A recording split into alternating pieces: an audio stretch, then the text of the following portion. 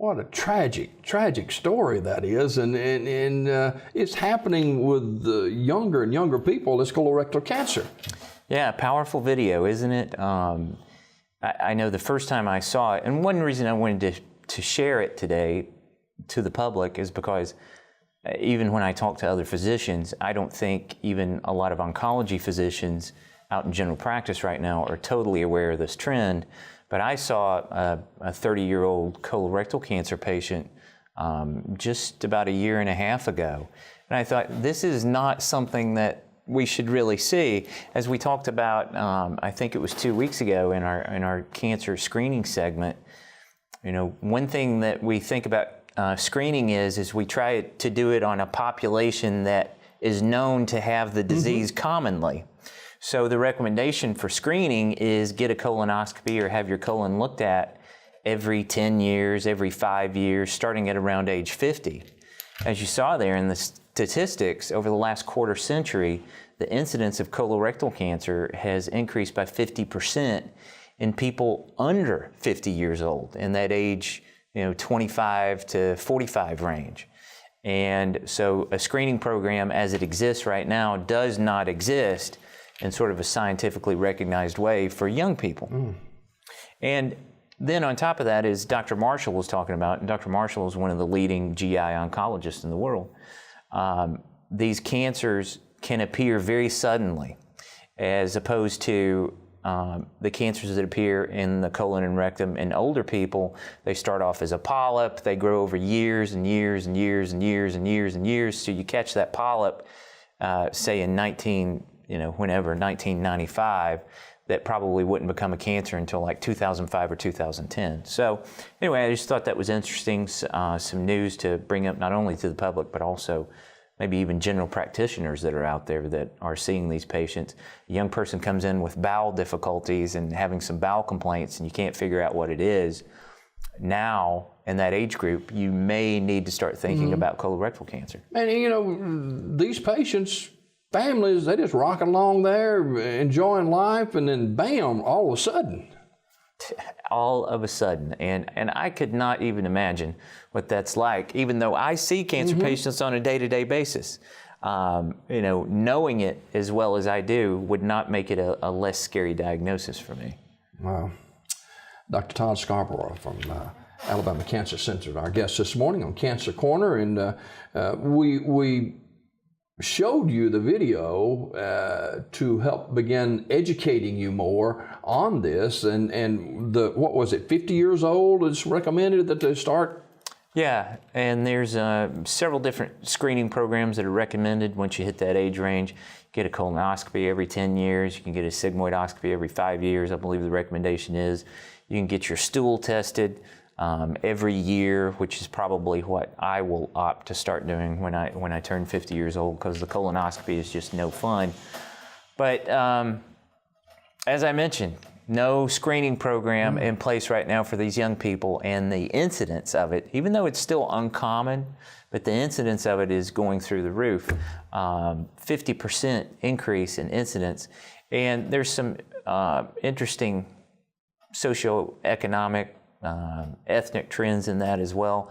It seems to be only increasing in Caucasians. It's not increasing in African Americans.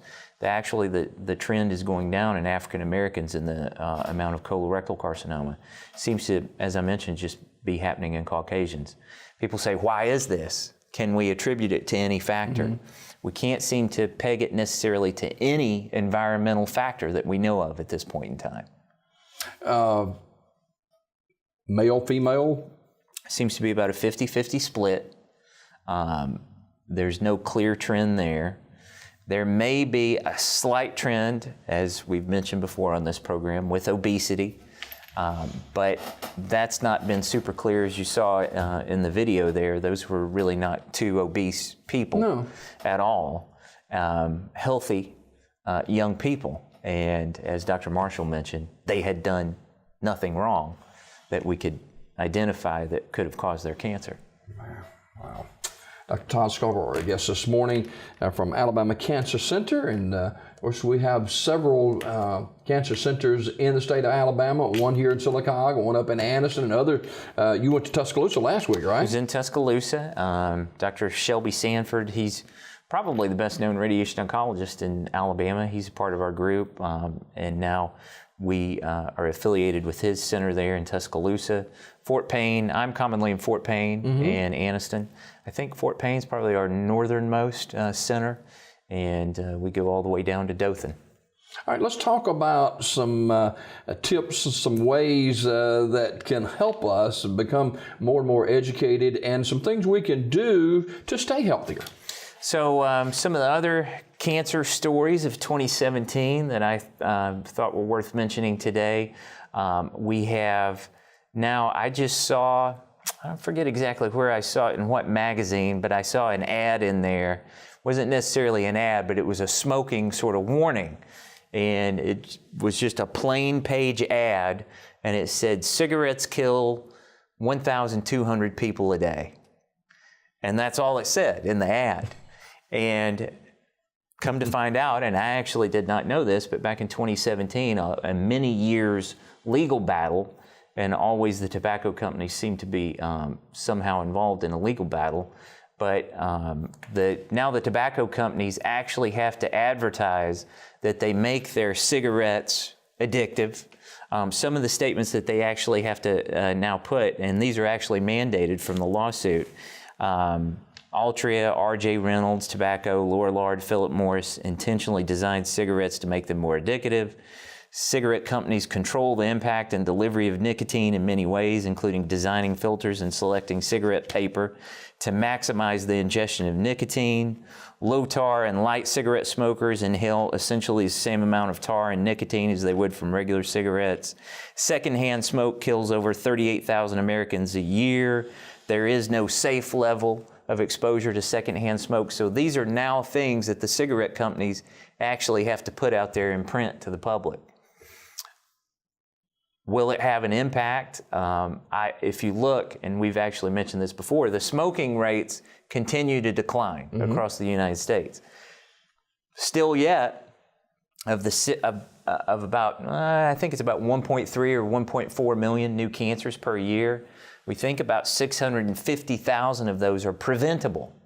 Of those, about 300,000 cancers per year are attributable to smoking. So there's still a lot of smoking that's going on out there in the United States. But if you could eliminate the cigarette from humanity, if you could eliminate it from the face of the earth, you would save so many lives. We would be saving so much in healthcare expenditures in the United States if we did not have cigarette smoking.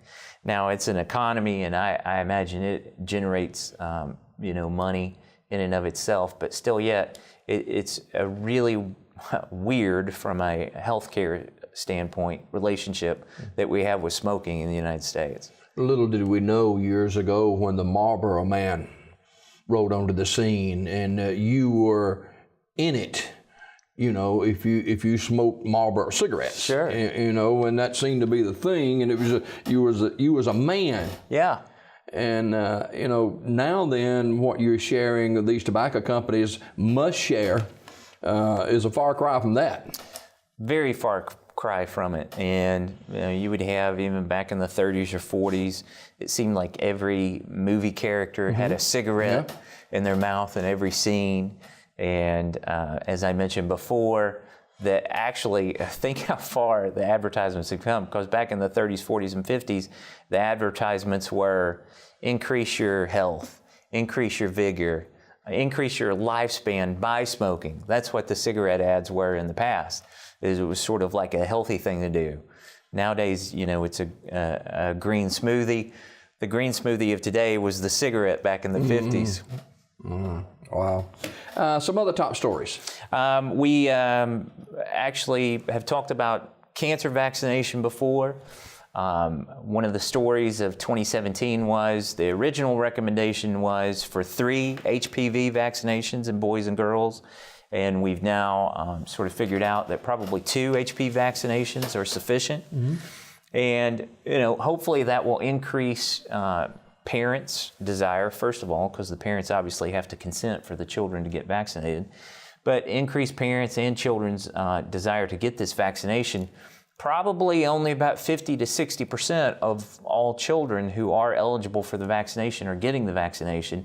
Age 11 or 12 is the best, and as I had mentioned before, cancers like cervical cancer and now some throat cancers are associated with the virus.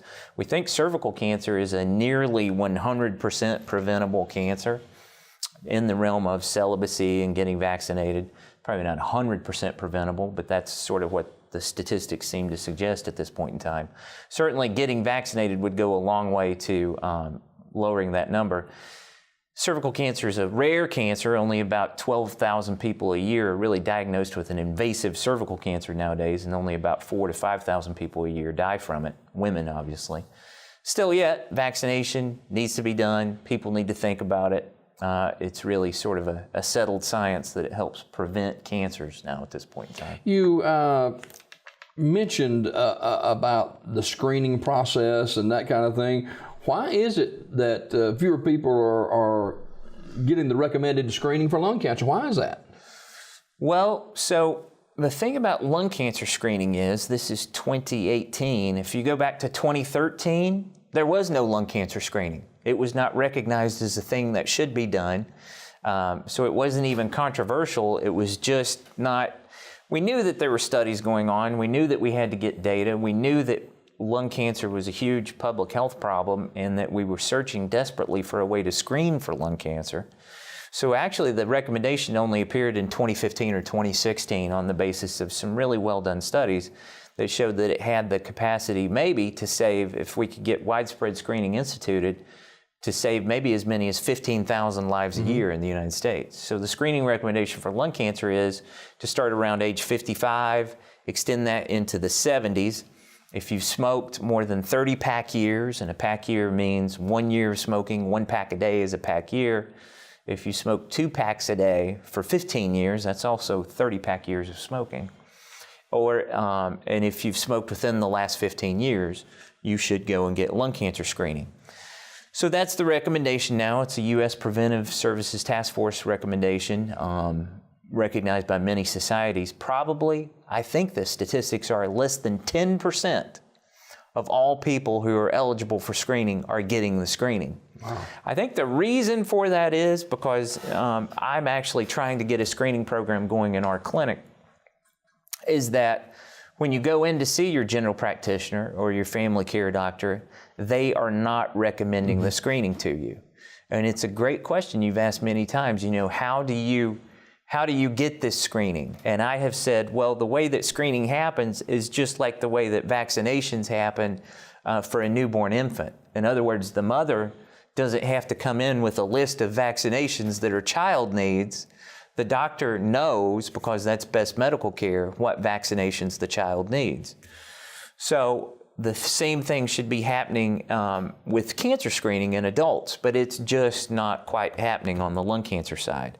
And again, it would save a lot of people. The screening recommendation is just get a CAT scan once a year. A CAT scan's easy. It's an X-ray. It's a glorified X-ray. You come in and lay down on a table for a few minutes. You get up and you go about your business, and you do that once a year, and it potentially has the possibility of saving your life if you're a smoker or a former smoker. People may be wondering this morning about the Alabama Cancer Centers. What services do you guys offer? So cancer centers almost always just traditionally offer cancer therapy. And the main cancer therapies are radiation therapy and chemotherapy. Of course, surgery is a huge component of cancer therapy. If you look, there are surgical oncologists. I'm a radiation oncologist. There are medical oncologists. Surgical oncologists, there's not as many of those as there are medical oncologists and radiation oncologists, because what happens, general surgeons will operate on breast cancers. General surgeons will operate on colon cancers and rectal cancers that I mentioned, and they have full training to do that. You don't necessarily need an oncology fellowship outside of your surgical residency to go and be a cancer doctor. Urologists, for example, operate on prostates and remove prostates for prostate cancer, etc.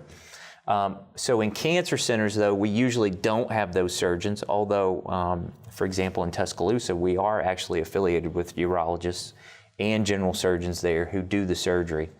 But so in our cancer centers, in our case, we typically just offer chemotherapy, which is an intravenous drug that you take. Some chemotherapies are oral that you can take by mouth, and of course you can take those at home. But radiation therapy is delivered by a big machine called a linear accelerator, and we have those in all of our centers as well. Radiation therapy is actually, for most people, an X-ray. So when people say, you know, what is radiation therapy like? I say, well, have you ever had an X-ray? And they say, yeah, I've had an X-ray. And I said, well, how did it feel? They're like, well, I didn't feel anything. I'm like, well, that's how radiation feels. Nothing touches you. You won't feel radiation. The only way that radiation causes a side effect in reality is getting it day in and day out, which most people do. And then you can talk about different side effects from that. But the actual radiation therapy itself, you can't see it, taste it, feel it, hear it, or anything like that because it's just an X-ray. So that's what we do at our centers. We do radiation therapy and chemotherapy. Talk about another one or two of the top stories of last year. So some other stories that were out were contraception, female contraception, birth control pill use.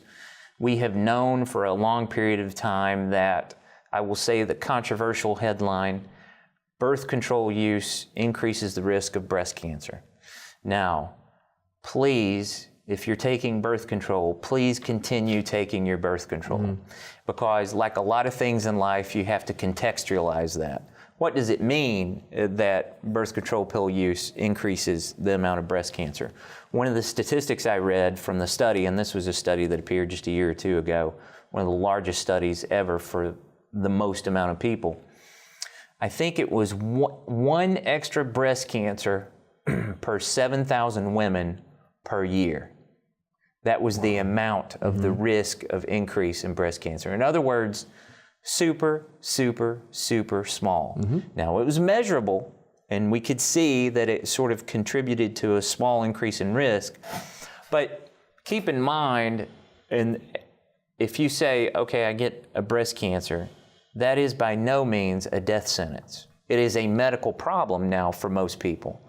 And the vast majority of women who get breast cancer survive their breast cancer, get essentially cured of their breast cancer. Breast cancer can come back at any time, really, even 20 years after you're diagnosed with it. But usually, if you're 20 years out from your initial diagnosis, you are cured of your breast cancer. So, people may read that, women may read that, birth control pill use increases breast cancer risk. It's a yes, but a big but that goes along with that. So that was one of the stories. Another one of the stories was about prostate cancer, how many men who get diagnosed with prostate cancer may benefit from actually just observing their prostate cancer. Think about that, getting diagnosed with prostate cancer, and you go and see the cancer doctor, and we say, well, what are we going to do about it right now? Let's not do anything about it right now. Let's watch it, because that's how slow growing and to some extent benign and non-harmful some prostate cancers can be. The death rate for many prostate cancers, if you do nothing for them in terms of treatment, is maybe just a 1% to 2% risk per year of dying of that prostate cancer while you have the prostate cancer. So my take-home message on that would be, if you think you have prostate cancer, go get tested for it. If you do have prostate cancer, obviously your doctor is going to talk to you about prostate cancer and recommend a treatment for you, or sometimes actually maybe not recommend a treatment for you. This is a little bit off of our direction this morning, but Jim Kelly, who was an NFL football player for the Buffalo Bills and went to 4 straight Super Bowls, he suffered from oral cancer and had treatments and therapy, and they thought they had it under control, and then the report this week or last week that it's come back. Yeah. And you know, cancer is no respect to persons. Jim Kelly's a good guy. And you know, his family just devastated by the recurrence of it. Yeah, and you know, being a cancer doctor, I am hypersensitive to these stories about celebrities or sports figures with cancer. So probably spend extra time reading about them. And I feel like I know a little bit about Jim's diagnosis and history. And as I understand it, he was diagnosed several years ago, had a surgery for that. Then if I hadn't heard in the last week or two that it recurred, if it recurred, it's recurred after a previous recurrence. Right. So this would be the second recurrence of it. When it recurred the first time, that is a very scary situation because your first chance for curing the cancer is the best chance for curing it. It's not like the odds of success go up the second time it comes back. The odds of success progressively go down. There are people with oral cavity or throat cancers when it comes back that we have been able to what we call salvage and control their cancer, but it is not that common. It's more common to cure it the first time around if it's going to be cured. If you look, when he had that second recurrence, he was getting radiation, he was almost not able to speak. These are all the side effects and the things that go along with getting a head and neck cancer and having a lot of toxicity from that. So he's had if this is a recurrence, as you say, now it's a very grim prognosis, unfortunately. Yeah, they're going to rebuild his jawbone. And I noticed some of the quotes from his family. You know, they're devastated about it. And he was a tobacco user, you know, the Marlboro Man we talk about, but athletes, especially years ago. I mean, it was an open thing of chewing tobacco. Yeah, absolutely. Chewing tobacco, absolutely. And I've seen young people with it who do chewing tobacco, and they've used chewing tobacco for like 3 or 4 years, and they get an oral cavity cancer. And in their 20s, will have an oral cavity cancer. It's bad enough to have a cancer when you're in your 60s or 70s. It's super bad to have it when you're in your 20s, because the radiation therapy, as much as I, am a user and proponent of that, I know that it causes lifelong consequences of that therapy in many cases, and things that you would never wish on anyone to take, much less cancer or radiation therapy or some of the chemotherapies. They're sometimes very tough therapies, and the only reason we give them is because the cancer itself is so tough. Can we, I have friends who smoked for a long, long time, and they're diagnosed with cancer. They stop smoking, but yet somewhere along the line, they start back. This is such an addictive force here. I have seen, just to be graphic about it, every medical student who trains in the United States has to spend some time at a VA. It's just part of the training program. And many people who do a residency of any sort also do residency or training at the VA. So pretty much every doctor in the United States has spent time at the VA taking care of patients, even though, of course, I don't do that now. I remember as a medical student at the VA, there would be men outside in their wheelchairs in just their robes and pajamas when it'd be like 30 or 40 degrees outside, and they would have tracheostomies, and they would hold the cigarettes up to their tracheostomy to smoke with the hole in their throat, because they couldn't take oxygen in through their mouth. That's how addictive cigarette smoking can be. That is easily at the level of any opiate or heroin or anything like that is going on. It's not quite as, clearly not quite as life-affecting. You can be a happy, productive member of society, obviously, and be a smoker. And anytime that we preach against smoking or speak out against smoking, I am never judging the person. Never judging the person. I'm just judging the actual health problems that can come from the smoking. Wow. Dr. Todd Scarbrough, our guest this morning, Alabama Cancer Center, and he is here with us every Thursday morning here on Daybreak. And obviously there's people watching this morning. We've thrown a lot of information out to them today, and they said, well, how do I get started with making sure that something's not living on the inside of me and I can remain cancer free? That is a great question. One of the cancer stories, just to maybe get into what you just asked, was talking about women who are at a genetic risk of breast cancer. Angelina Jolie got a double mastectomy and had her ovaries removed because of it. She had a genetic risk of having breast cancer. So if you're a woman, even though you may not be at the age of getting a mammogram and you have many immediate family members who have had cancer, it may be something to talk to your doctor about. If you're a man and your father had prostate cancer and your uncles had prostate cancer and your grandfather had prostate cancer, go and talk to your doctor. The rates of prostate cancer are much higher in African Americans than they are in Caucasians. So if you're an African American and you have any male family members who have had prostate cancer, go and talk to your doctor about that. It may be something that would lead to potentially getting diagnosed and find out if that cancer is living inside of you. If you're over age 50, Google cancer screening, what you should do once you get age 50. If you're a woman, you should be getting mammograms. If you're a young woman, you should be going to the gynecologist relatively routinely to get pap smears and potentially HPV testing as well. So basically, I guess my final answer on that would be, as Regis Philbin would say, go see your doctor routinely, a doctor that you trust. Sounds good. Dr. Todd Scarbrough, our guest this morning here on Daybreak Cancer Corner from the Alabama Cancer Center. And with locations across the state of Alabama, Dr. Scarbrough with us every Thursday morning here on Daybreak.